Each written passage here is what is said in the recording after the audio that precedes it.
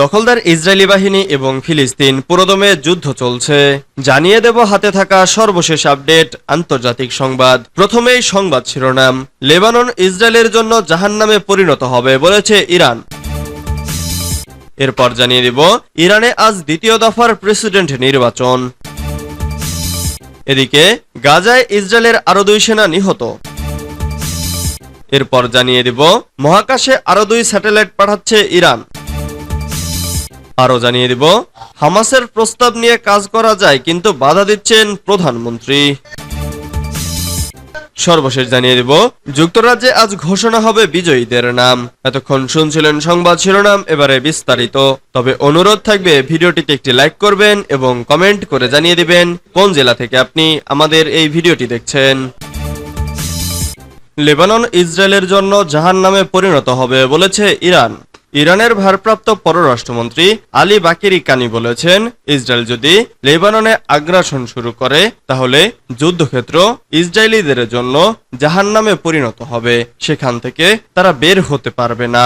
বুধবার ইরানের মন্ত্রিসভার সাপ্তাহিক বৈঠকের অবকাশে সাংবাদিকদের আলী বাকেরি কানি এসব কথা বলেন।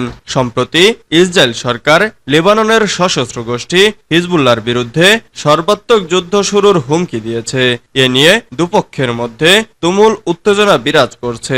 ইরানের পররাষ্ট্রমন্ত্রী এ সময় হিজবুল্লাহকে ইসরায়েলের বিরুদ্ধে শক্তিশালী খেলোয়াড় হিসেবে প্রশংসা করেছেন। তিনি বলেন, লেবাননের সশস্ত্র গোষ্ঠীটি খুবই শক্তিশালী ভূমিকা পালন করেছে, যা আন্তর্জাতিক ও কূটনীতির ক্ষেত্রে প্রতিরোধ সৃষ্টি করেছে।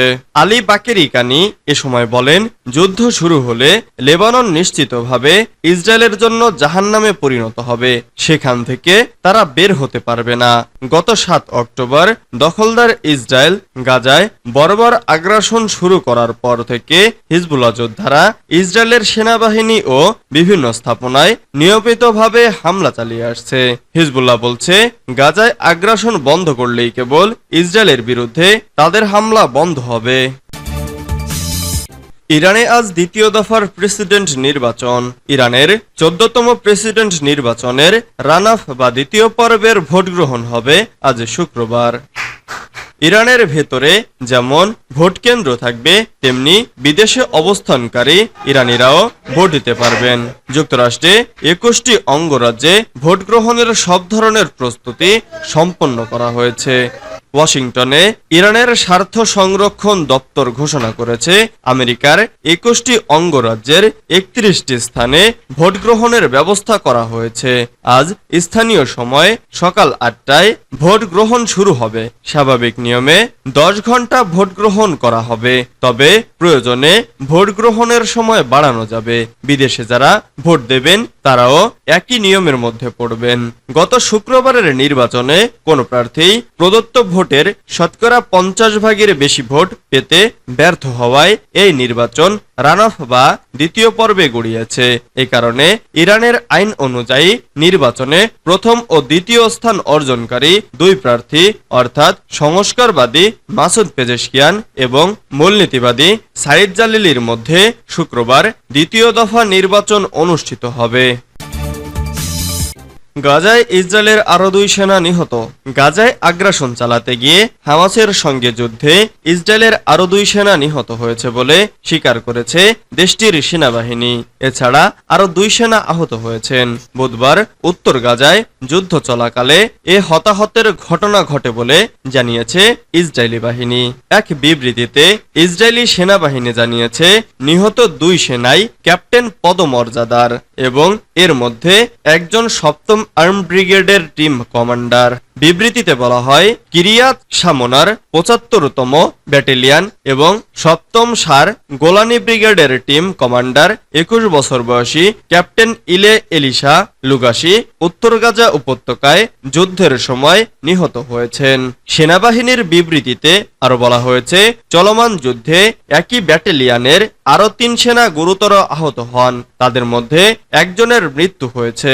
ইসরায়েলের একটি সংবাদ মাধ্যম জানিয়েছে, গাজা শহরের সেজাইয়া এলাকায় হামাসের একটি অ্যান্টি ট্যাঙ্ক ক্ষেপণাস্ত্রের আঘাতে ওই হতাহতের ঘটনা ঘটে।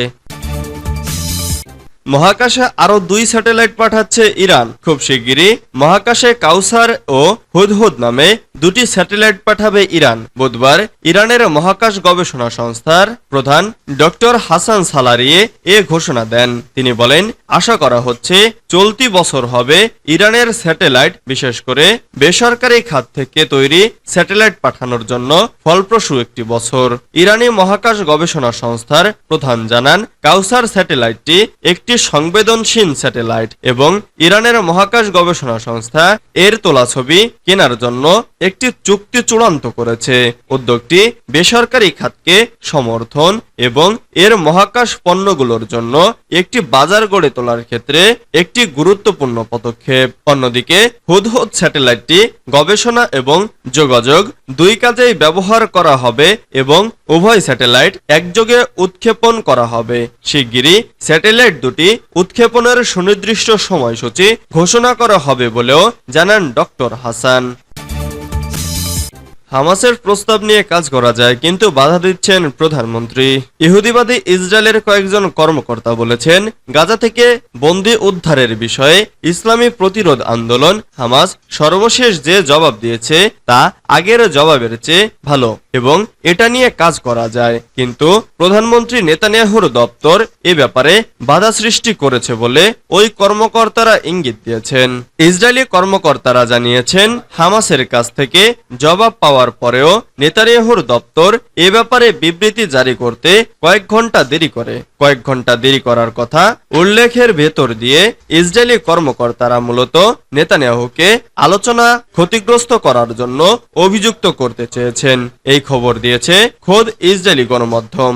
দুদিন আগেও একটি খবর বের হয়েছে যে হামাসকে গাজায় বহাল রেখে ইসরায়েলি সেনা কর্মকর্তারা সংগঠনটির সাথে বন্দি বিনিময় চুক্তি করতে প্রস্তুত, কিন্তু নেতানিয়াহু তা চাইছেন না।